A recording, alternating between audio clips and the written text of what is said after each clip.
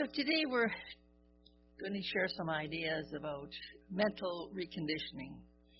You know, you have probably heard, as I have, and perhaps you've said it yourself, if I only had my life to live over, if I only had my life to live over.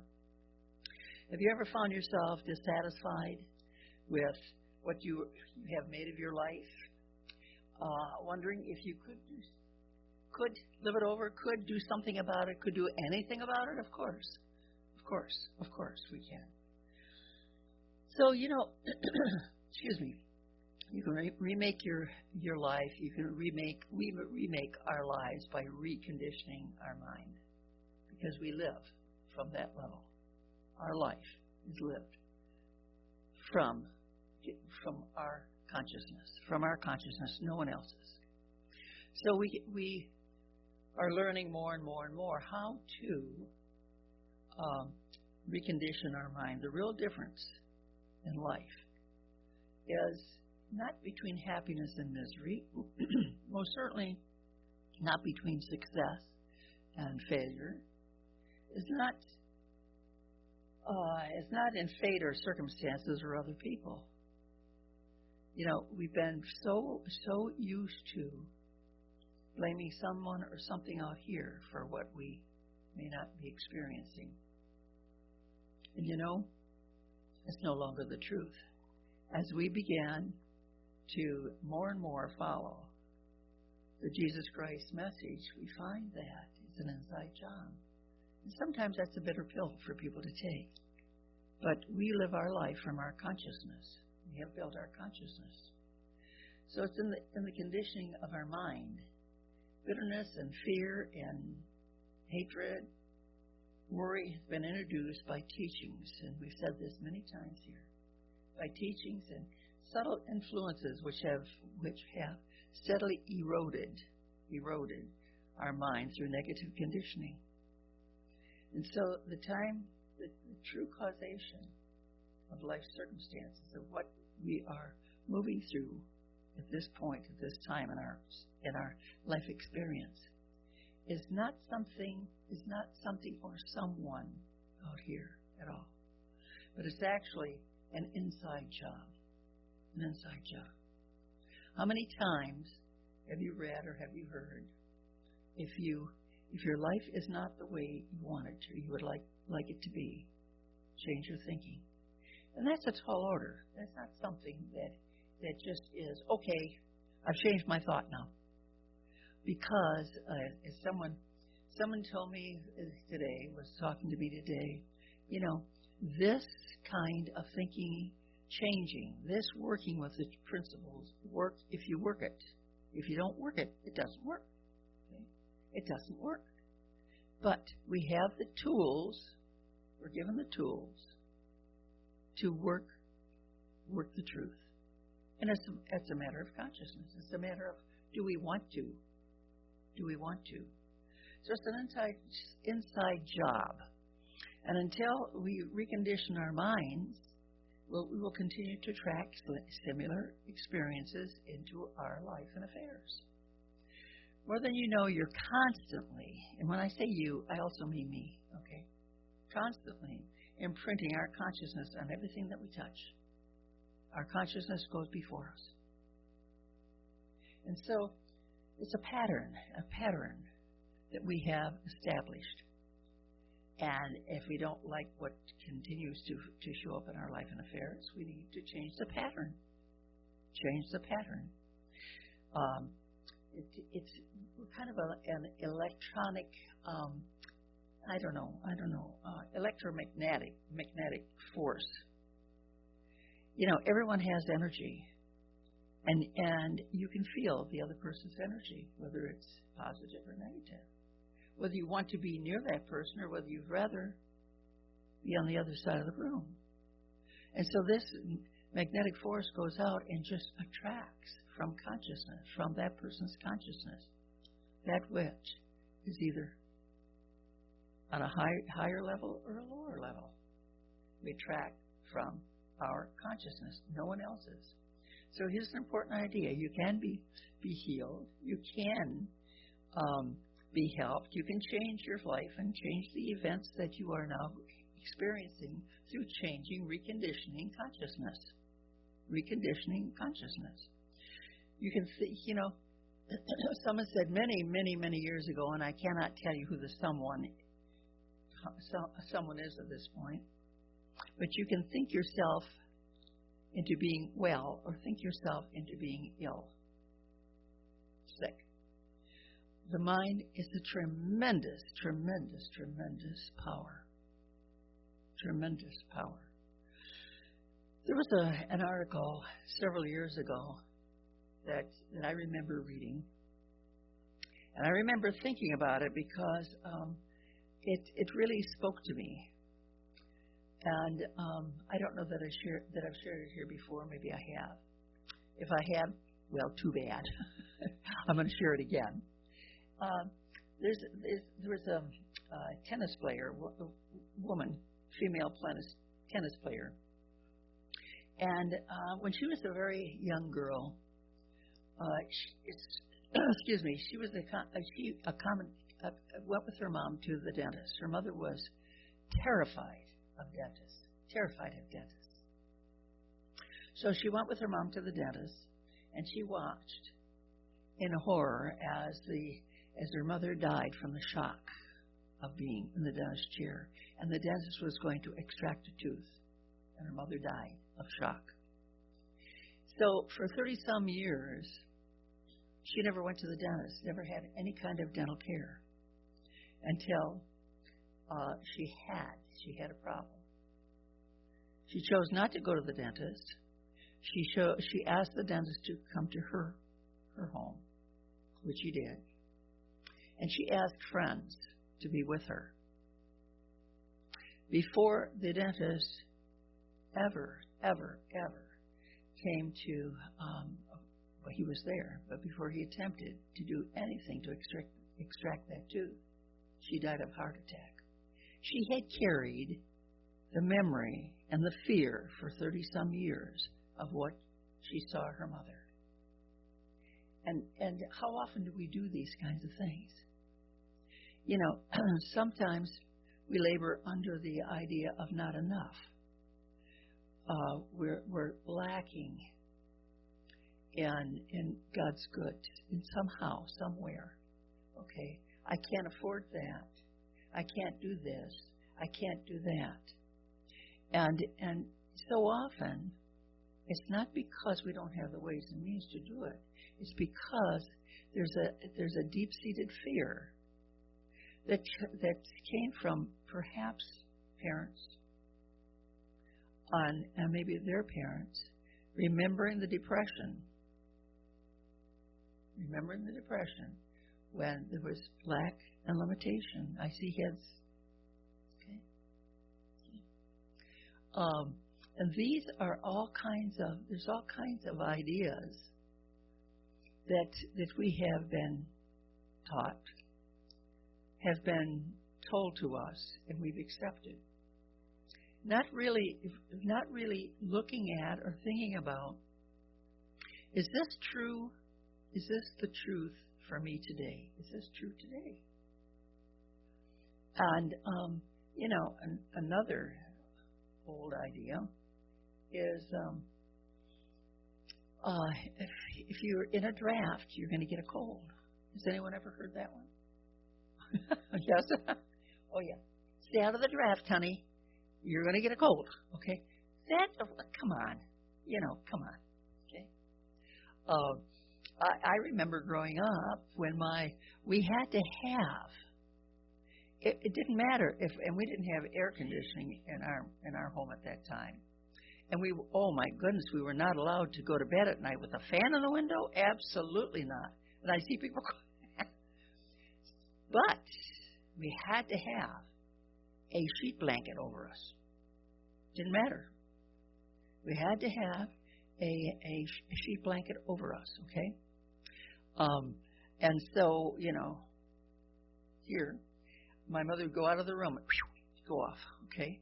And I pull my pajamas up, legs my pajamas up and whatever, and then Mom would come back in a little while to check us, And she'd pull my pajama bottoms down and cover us up again. Okay. The same, you know. And I don't know, it's been several years now. I got a hold of that. It was summertime, except we had air conditioning, of course. But I was warm. I didn't need a blanket over me, sheet blanket over me.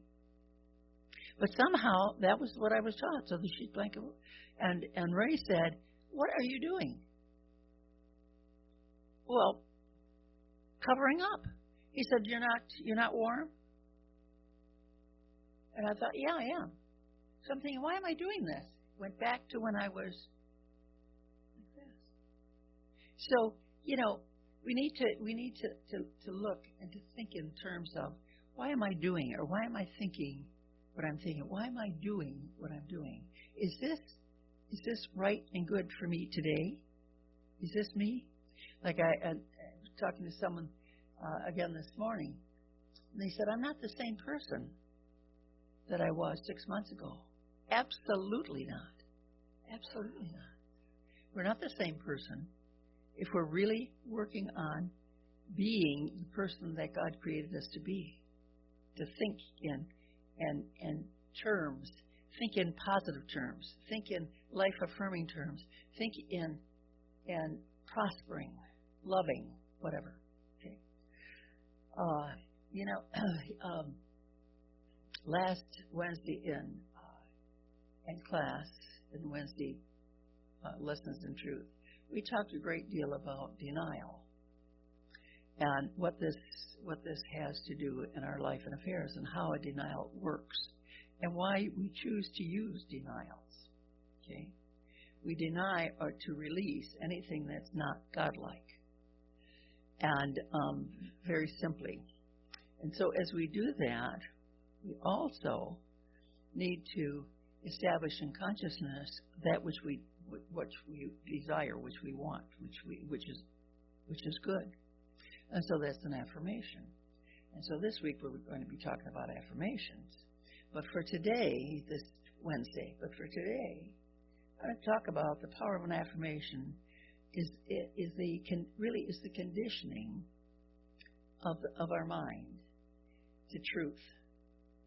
More, so much more than you know, than you can imagine. That positive, firm affirmation, and you don't have to pound away at it, but a positive, firm affirmation can turn a situation around. As the person that was talking to me this morning said, it was almost instantly. And it was just like, whoa, this is powerful. You bet it is. You bet it is. And it works. It always works if we work it. So realize how important, how so very important it is to suggest to yourself only that which you want, only that which you want to be a part of your life. We don't need to be suggesting to ourselves an error or an untruth, but what you really want to see in your life, in your affairs, in your body temple. Stop making negative claims or predictions. You know, so often this is easy for us to do. So often. You don't want these things to happen. If you don't want them to happen, then don't talk about it. Don't implant it in consciousness. You know, quite some time ago, in a counseling, this person was going through a financial experience, and we talked frequently, and she began to really using the truth that she was learning, and moved out of the lack and limitation awareness consciousness. Was doing very, very well. And she came in, and she made an appointment. She came in, and she was telling me about health issues that she was experiencing. And we talked a little bit about that, and I remember her saying, and as I was thinking about this, I wrote it down. she said, and she had been not really well all of her life, from the time she could remember. And she said, as she put it, for as long as I can remember, I have always enjoyed poor health. Oops. You're absolutely right. Oops. Well, you can imagine how I jumped on that. You're enjoying poor health. And she sat there like it was, oh, yeah, that's right, I have. I said, how so? Come to find out, she began thinking. She was, I can't remember now. Let me see if I have it in my notes. I don't know. But she was, I think, I don't remember if she was the youngest child or the middle child. I don't remember. But anyway, she got attention.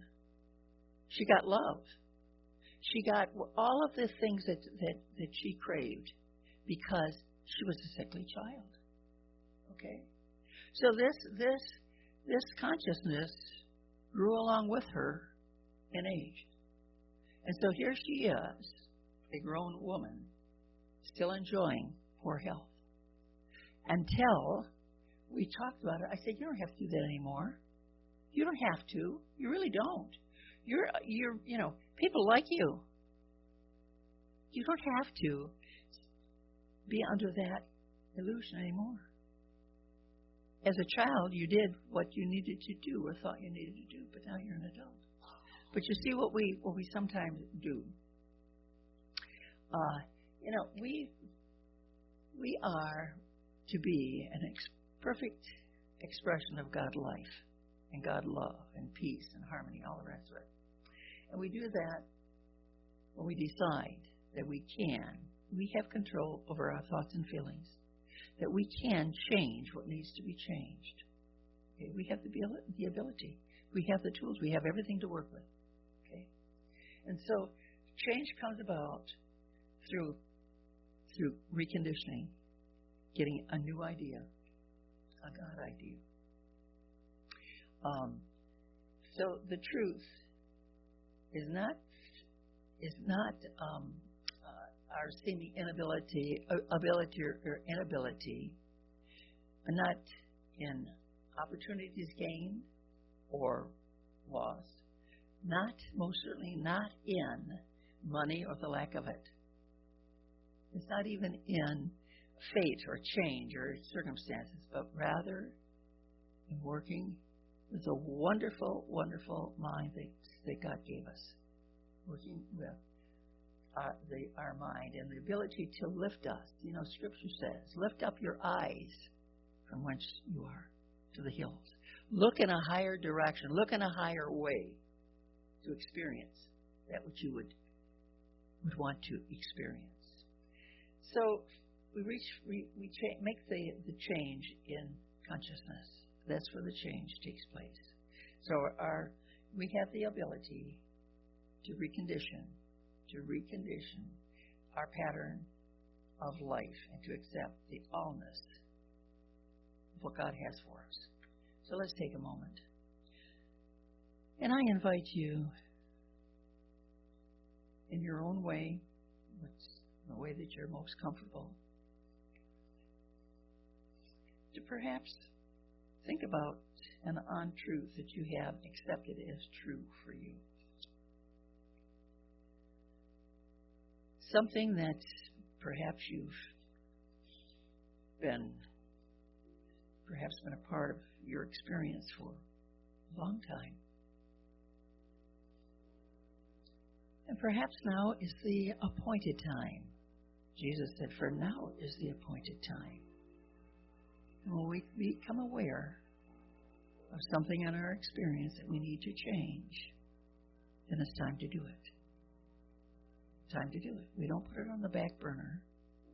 We don't say tomorrow, next week, next month. We say, Father, this is the appointed time, and I know I'm not alone. I know that you're right here with me. I know that whatever change needs to be made, that I can make it through your love in your grace.